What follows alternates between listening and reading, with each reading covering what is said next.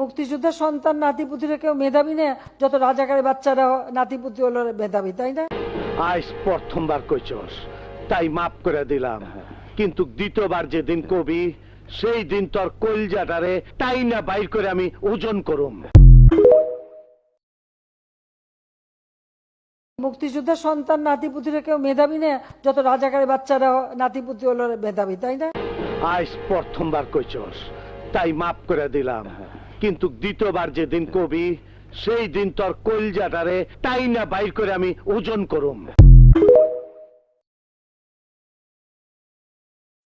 এবার এক দফা শেখ হাসিনাকে কবরস্থানে পাঠাতে হবে, এই এক দফা।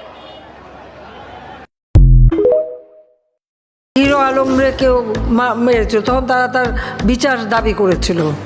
তো এখন যখন পুলিশ হত্যা করলো, এতগুলি সাংবাদিকরে